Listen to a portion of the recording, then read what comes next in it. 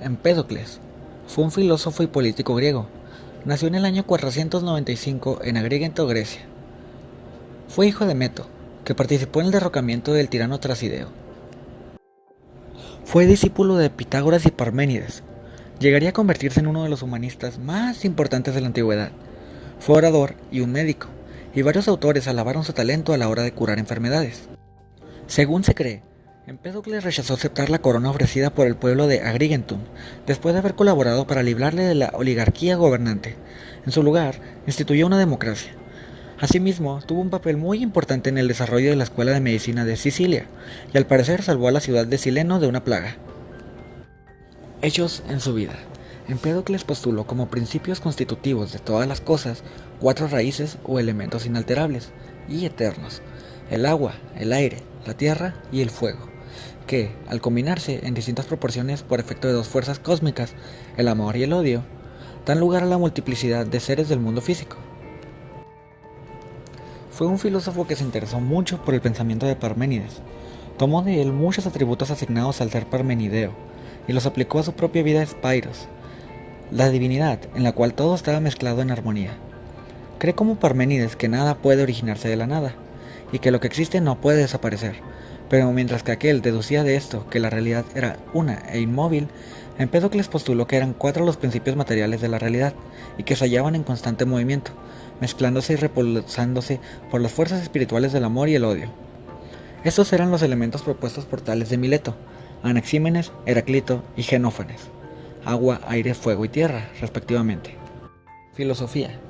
La filosofía de Empédocles se diferenció de la de los otros filósofos de la época, por varias razones. La primera, que concibió al ente, que da origen a las cosas, como un conjunto de elementos esenciales, en lugar de como uno solo. Esta noción está vinculada con el concepto de arge. En el marco de esta concepción, Empédocles se caracterizó por percibir al ser como una función de los elementos esenciales, por lo que su concepción y muerte era simplemente una estructuración diferente de sus elementos esenciales.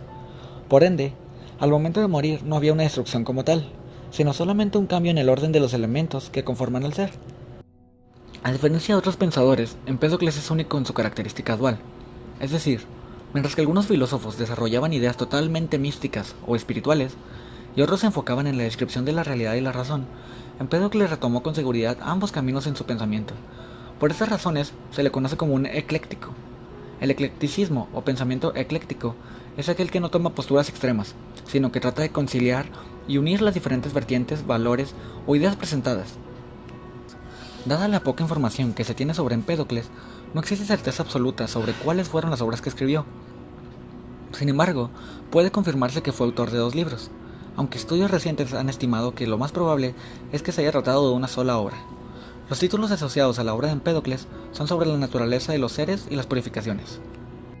Teniendo una idea de la composición de las cosas, el filósofo dedicaba su tiempo a la observación de la naturaleza, las plantas, los animales y el ser humano. Llegó incluso a proponer una muy temprana concepción de la selección natural y la evolución, estableciendo que los seres vivos con elementos en armonía serían aquellos que avanzaron más en la vida. Según él, el balance es necesario, por lo que un humano con patas de cordero, por ejemplo, estaba destinado a desaparecer. Además, estableció que el pensamiento se genera en el corazón, y esta propuesta fue aceptada por mucho tiempo en la medicina. Hay varias leyendas que cuentan su muerte, entre las que están que, cansado de la vida y de que la gente no creyera en su carácter divino, se suicidó en el 430 a.C., saltando el cráter del volcán Etna. Empédocles, a su edad de 60 años, pensaba que lanzándose de un volcán se convertiría en un dios, y lo hizo. Otra leyenda cuenta que Empédocles se tiró al volcán para que la gente pensaba que ese cuerpo se había desvanecido y se había convertido en dios. Sin embargo, según dicha leyenda, se le cayó su sandalia de bronce, revelando que no fue así. Hay algunas que establecen que se lanzó al volcán de nombre Etna con la finalidad de asegurarse de la relación existente entre él y la naturaleza, aunque esta versión en particular se desmintió. Otra versión da cuenta sobre la supuesta divinidad del personaje, pues narra el hecho de que tras una fiesta, un sirviente escuchó una voz que llamaba a Empédocles, y posterior a esto vio una luz muy brillante.